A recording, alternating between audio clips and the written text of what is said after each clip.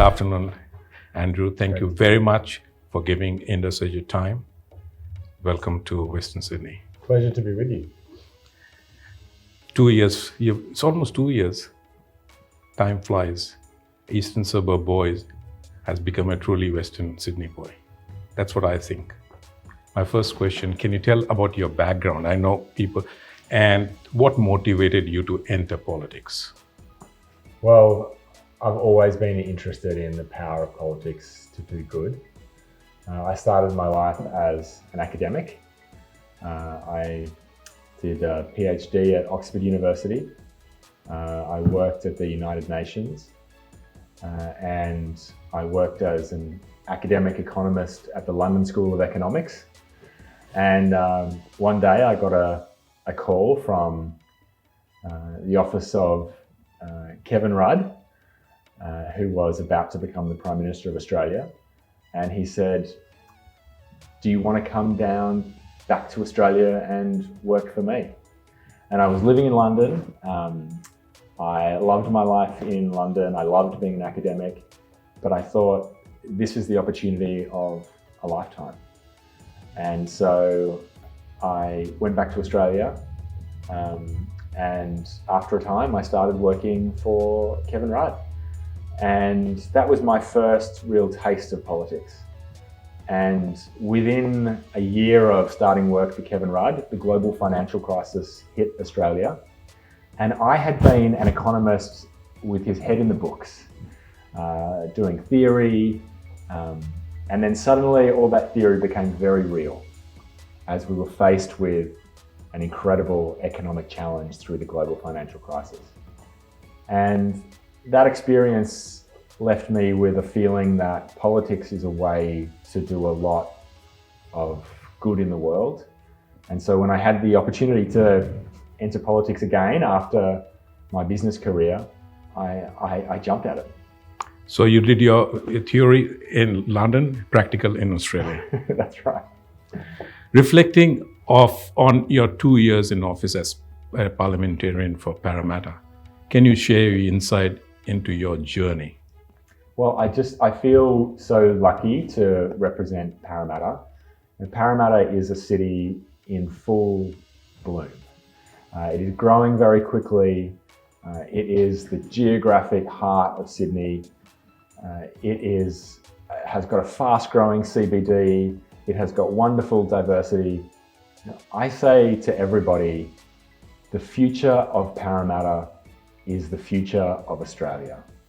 I think it is what Australia is headed towards. Diverse, growing, dynamic. That is the best of Australia, and I can see that in Parramatta, and I feel very lucky to represent it.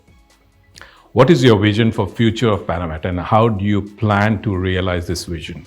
Well, I want Parramatta to be the best place in Australia to live, work, and raise a family.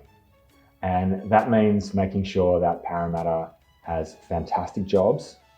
And we've been working on my economic plan for Parramatta, which is about bringing the big businesses to Parramatta. So we have investment in good jobs in Parramatta.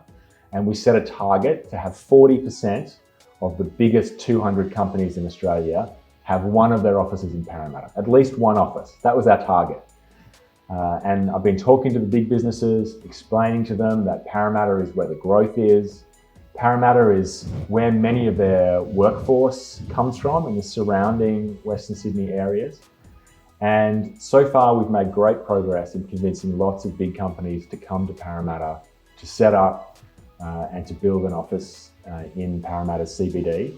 And that, I think, creates opportunities for young people in Parramatta, but it also spills over into the small businesses, because the big businesses, they buy things from the small businesses, they create activity in Parramatta. And so I want to make sure that Parramatta is a place full of opportunity. We also need to make sure Parramatta is a great place to live. And that means making sure we have affordable housing in Parramatta. We have the schools, we have the parks, we have the arts, we have all the things that make Parramatta not just a great commercial centre, but a wonderful place to live. You have already attracted one of the biggest jewelry store from Indian chain into Harris Park. We are very lucky to have Malabar Jewels in Harris Park, and I see that as one of the great attractions of Parramatta. Parramatta is global. We have the global connections to reach right around the world, attract investment, attract tourists, and I want to see Parramatta become a tourist destination just as big as the other big tourist destinations in Australia, where people come for the culture, they come for the diversity, they come for the food. And I think that is a great opportunity for the city. Can you elaborate on your approach to engaging with constituents in Parramatta? Additionally, what are the primary concerns or challenges currently facing residents within your electorate? Well, I have a very old-fashioned approach to engaging with constituents. I like the shoe leather approach, and that means getting out of the office. And I do door knocking every week.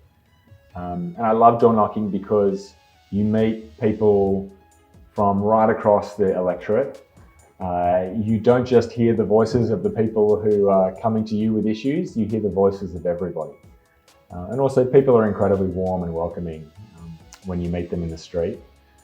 The concerns I hear when I'm out talking to residents in Parramatta are concerns about the future of Australia.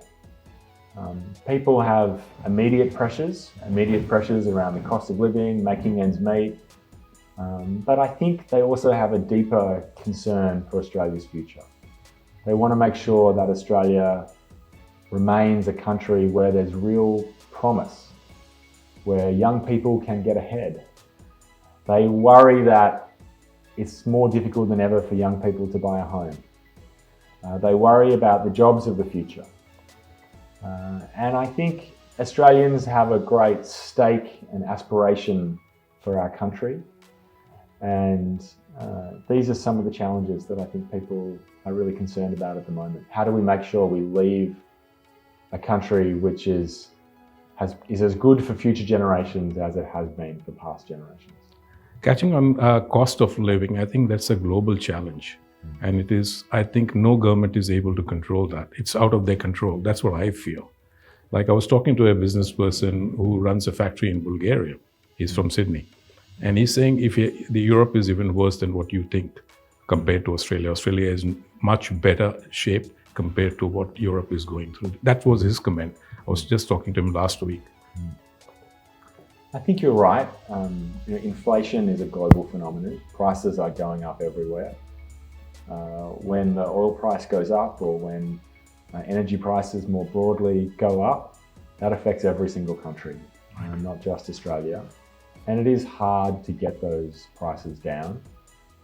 I think what the government has been focused on is providing targeted help in areas where we can make a difference to people's family budgets, but also that we are careful not to spend too much money, which could end up pouring fuel on the flames of inflation and making it worse.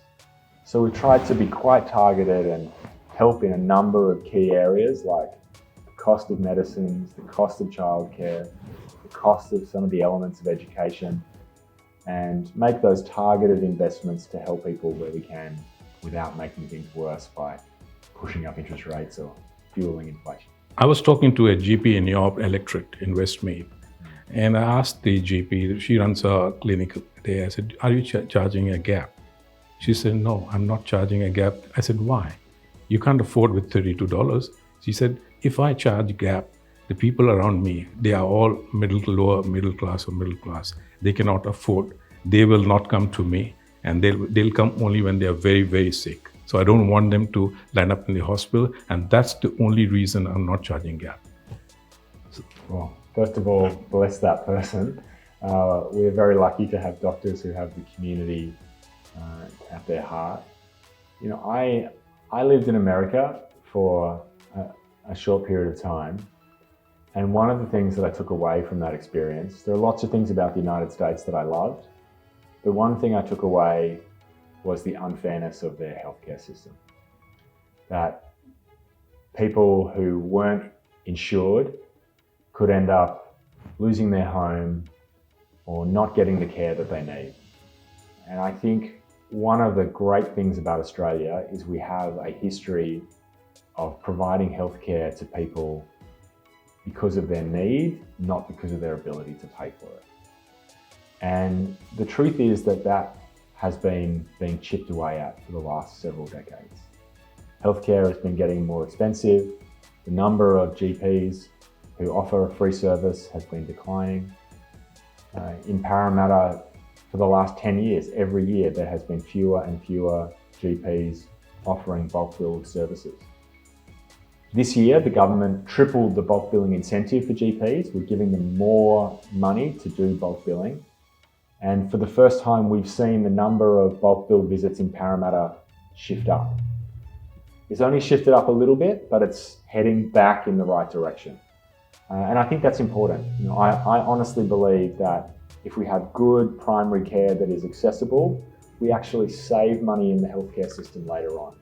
By finding issues early, treating them early, making sure that they don't end up with a much bigger problem down the track in hospital that costs the government more. So I think there are lots of good reasons to protect primary healthcare, and it's good to see it heading in the right direction in Parramatta. I agree with you. But many of the GPs are not opening on Saturday and Sunday because of the cost of running the business. That's another part. I did talk to them. I said, "Kamna, we are not opening on Sunday." I said, "Why not? We can't afford." That's true. But we have been really lucky in Parramatta. And one of the things that I fought for was to get an urgent care clinic in the Parramatta electorate. And the urgent care clinic is a service that is open on the weekends and at night. It treats people with serious but not life-threatening injuries and illnesses. And we've had thousands of people go through that urgent care clinic. It's absolutely free. It means that many people don't have to go to the emergency department and wait for 4 hours, 6 hours, 8 hours. They can be seen in, I think the average is sort of 20 to 30 minutes. They're in, they're out, it's free, and that is a wonderful new service for our community. Still not many people know about it, so I've been trying to get the word out there to let people know that there is an urgent care clinic in the Parramatta electorate where they can go on the weekends, they can go at night and get fast, high quality and free healthcare. Thank you for doing that. I think that's the need of the hour, especially on weekends. Absolutely. What infrastructure projects that are currently receiving your attention in Parramatta? Moreover, how do you navigate the balance between fostering development and preserving the unique heritage and character of Parramatta? Well, you are right about the unique heritage and character of Parramatta. We are very lucky in Parramatta to have wonderful heritage. We have wonderful Indigenous heritage in Parramatta. We have incredible colonial heritage in Parramatta. Not many Australians know that for a long time, at the earliest period of settlement, Parramatta was the capital of the colony. Government House is in Parramatta. One of the first courthouses, the first school, the first pub, one of the first jails. All of this wonderful history is in Parramatta, and we need to recognise it and preserve it. I think for me, getting that balance right is the art of placemaking. We need to make sure that we do have development of Parramatta so that we have jobs, so that we have a strong commercial precinct. But we need to balance that with a recognition of the heritage, the arts, the environment, the parks. So for me, my priorities are to do both and integrate them. That means supporting development that will boost investment in Parramatta, but also making sure that we have good parks.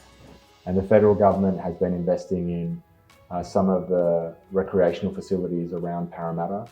The new Richie Beno Oval in North Parramatta to have a world-class cricket facility in Parramatta for all of the young people in Parramatta who love their cricket.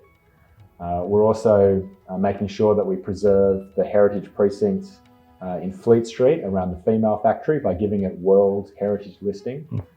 And we're investing in Little India in Harris Park, which is one of the very special parts of Parramatta. We're investing $3.5 million to make that a vibrant cultural precinct. And putting those things together, I think, is a pretty magic combination for our city. I should thank you for getting that Little India thing up and running. We've been hearing for last, I think, 10 years. And finally, after your arrival as a Member of Parliament for Parramatta, it was finally done and dusted. And you secured 3.5 million. Thank you very much for that.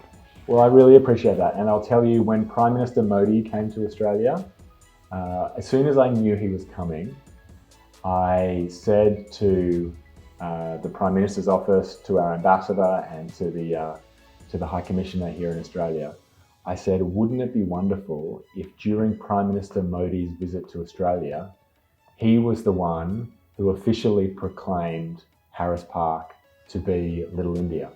It's been talked about colloquially as Little India for a long time, but wouldn't that be a great opportunity to have Prime Minister Modi do the official proclamation? And Prime Minister Modi's office agreed immediately, which I was so thrilled about. And then he came to Australia and unveiled the plaque that officially proclaimed those streets in Harris Park to be Little India.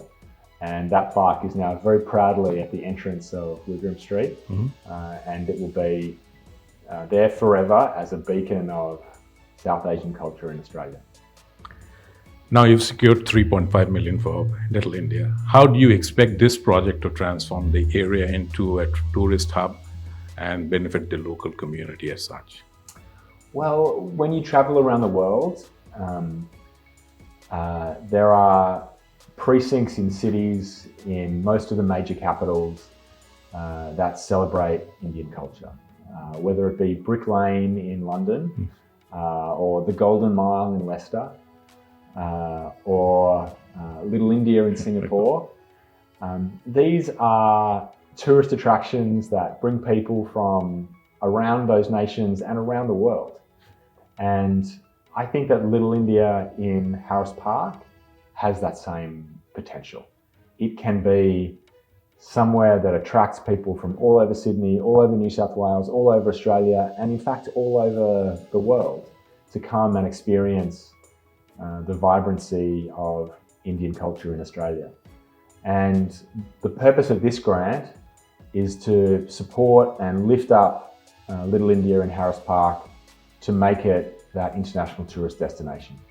And it's not my plan, it's a plan that has been built by the businesses, by the community, to create a Little India gate to mark the entrance of the precinct, to beautify the streets with some lovely Indian street furniture, to provide some consistent signage across the shops, to make the precinct safe with security and better parking. And I think if we do that, we will create a real tourist destination that will attract people from everywhere. You said better parking. I think that is one of the major cause of concern. Going to Harris Park means parking is a big issue there. Parking is always a big issue in Parramatta, and especially in Harris Park, yes. So I know it's a council thing, so I wouldn't really go in that area. Your book, Australia's Pivot to India. Can you explain how your book aims to challenge this stereotype about modern India and broaden the Australians' understanding of the country? Well, I have always been fascinated by India's national journey. I first went to India more than 20 years ago, and I was inspired. I was inspired by India's incredible history and its national journey to becoming a global superpower. And I think that India today is not well understood by the majority of Australians. I agree. I think most Australians don't understand the technology in modern India. They don't understand that India is the fastest growing major nation in the world. Many of them don't know from an economic perspective. Many of them don't know that India is the largest nation in the world by population. Many of them don't know that India's technology sector is one of the world's most sophisticated. Many of them don't understand the increasing military and defense capability of India. And frankly, if you put those things together, and this is the case that I make in the book, if you put those things together, you reach the inescapable conclusion that India is going to have a bigger influence on Australia for the remainder of this century than any other nation in the world. Bigger than the United States, bigger than China. And that means that Australia really needs to switch on, and Australians really need to start understanding modern India and the importance of India in shaping our region and our world. Australia can offer so many things in agriculture, in education. Because when I go to Delhi and walk and I traveled up north, I see a lot of farms were being cultivated by the Israelis. They have given the technology. And I don't see those technologies coming from Australia at all, where farming, agriculture is a major part of Australia. So there are a lot of things the Australian companies, Australian business people could do in India, and they're missing the boat, actually. In my opinion, they're missing the boat. I think they are too, and the statistics back that up. Australia's investment in India is less than our investment in Papua New Guinea. It's much less than our investment in Singapore. So we have a long way to go to build up those economic connections between India and Australia. And this is where I think the Indian diaspora in Australia has a really big role to play. The Indian diaspora in Australia, they understand the Indian market. They have the connections, the experience. And I think big Australian companies should learn from diaspora companies how to navigate the Indian market. And frankly, if they do, then they're tapping into one of the world's great growth engines. And even more than that, if they do, then they are taking the relationship between Australia and India, which is a good relationship, but they will take it to the next level. And in the book, I talk about what that next level is, which is to go from a relationship which is strong and a warm friendship to a relationship which is a true partnership. And what partnership means is not just I like what you're doing and you like what I'm doing. It's I have an investment in your success and you have an investment in my success. And for me, that's the next level of the Australia-India relationship. And it means that Australian businesses are investing in India. Australian superannuation funds, we have the third biggest superannuation fund pool in the world. We invest more in India. That means that young Australians know that their retirement savings are invested in India and India's success will boost their retirement savings. And young people in India know that the factories and bridges and infrastructure being built in India is being supported by capital from Australia. That is partnership. That is two countries that have a stake in each other's future. And that's what I think is the next level for the Australian. Because when I talk to many of the Australian companies I deal with, they say ease of doing business in India. I said, you should ask an Indian company who is doing business in Australia. Yeah. It's as difficult to do business in Australia. And you ask those people who have invested in Australia. So it's knowing the rules of engagement. That's what you said, knowing the diaspora and other areas. So how do you view the impact of growing Indian diaspora in Australia on strengthening the relationship between the two countries? Look, in the book, I call the Indian diaspora in Australia the living bridge between Australia and India. The Indian diaspora has had a huge impact on Australia. More than 1 million Australians now have Indian descent. Mm-hmm. They are the fastest growing community in Australia. They have made a huge contribution to Australia. They are the highest educated group of Australians. In the book, I talk about the rate of education amongst the Indian diaspora, which is 64%. 64% of Indian Australians have a bachelor's degree or higher. That compares to 28% for the rest of the Australian population. So the Indian population is nearly twice as educated as the rest of the Australian population. The Indian diaspora have amongst the highest incomes, the lowest unemployment rate, some of the biggest contributions in business, arts, media. and many other fields of Australian life. So I think the Indian diaspora in Australia is making a big contribution, but is also a link between Australia and India that can help our bilateral relationship. How are the Indian Australians represented in the local government decision making in Parramatta? And what steps are taken to ensure diverse inclusion and representation of Indian voices within the community? I know they have to work ground up. They cannot just go there because we have the numbers. They have to work to come to the stage where they can be a member of parliament. So what's your thought on that? Well, look, one of the wonderful things about the Indian community is they understand democracy. They come from the world's largest democracy, and they know the importance of being engaged. So I am very lucky in Parramatta to have a large Indian community, and that community is embedded in our local democracy. They are engaged in all the important local debates. They are represented in both political parties. They are active members of the community. And in New South Wales, both parties have more work to do to create more opportunities for people from diverse backgrounds. There's no question about that. But we have made a lot of progress. In New South Wales, for example, we have the wonderful Daniel Mookhey.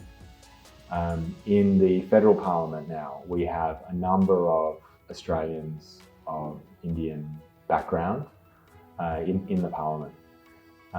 At the local level, we have had the first mayor and deputy mayors in the Parramatta and Cumberland areas. So we are starting to see that come through. We have more work to do to get more diverse people into senior political positions in Australia. But I think the Indian community is doing a fantastic job of engaging, participating, and now the political process needs to create pathways for them. When Bab's Swaminarayan temple in Rousel was vandalized, you were one of the first to respond by painting over the graffiti.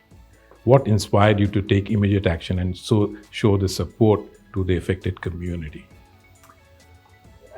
To be honest, it was just something that came from my heart. That morning I was door knocking, as I often am, and I got a message saying that the Baps temple in Rose Hill had been vandalised. And I think an important principle is that if any one part of our community is under attack, then every part of our community is under attack. I agree. And we need to make that real. And for me, that morning, making that real meant dropping what I was doing and going straight to the temple to show my support. And the Baps temple, they are such good-hearted people. They are the last people that you want to see impacted by something like this, because they are so generous, warm, and peace-loving. So for me, it felt very personal to see them face that act of vandalism, and I wanted to be there just to show my support and help them paint over the graffiti that was on their wall, because they didn't deserve that. Looking ahead of the upcoming elections, what preparations have you made? What are your main goals for the next term if re-elected?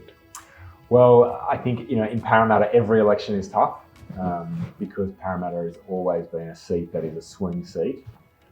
So my work towards the next election started the day after the last election. I like to get out and door knock every single week, hold street stalls, meet people on train stations. Being in touch with the community for me is not something you do just before the election. It's something that you do every single day. And I think actually that helps you be a better politician. And I also enjoy it. I enjoy meeting people and connecting with them in the community. If I'm re-elected and if Labor is re-elected, the important thing for me is to implement more of the plans that we've laid out for Parramatta. And that means making Parramatta the true second CBD in New South Wales. The twin CBD with Sydney, bringing more investment, more big companies to the Parramatta CBD to create jobs and prosperity in this area. The second thing that I've laid out is an environment plan for Parramatta. This is about making sure that not only do we have a thriving commercial centre, but we make sure that Parramatta remains a great place for families to live. That means parklands, it means resisting urban heat, it means cleaning up our waterways, it means making sure that we have the appropriate amenities around the electorate. It means canopy cover, it means reducing pollution. All these things will make Parramatta, I think, a wonderful place for people to live. If we do that, we get the transport right, we get the housing right, then we're getting close to achieving our vision of Parramatta being the best place to live, work and raise a family in Australia. And parking too. And the biggest problem of all is the parking. Any message you want to give to the Indian diaspora in Australia or Parramatta? Well, the Indian diaspora make an incredible contribution to Parramatta. It is a real honour and joy for me to work with and serve the Indian community in Parramatta. I love every minute of it, and I'm so grateful for their friendship and the warm reception that I've received in the Indian community. Thank you very much, Andrew, for the time. Thank and you. all the best for I your future. appreciate it. Thank you.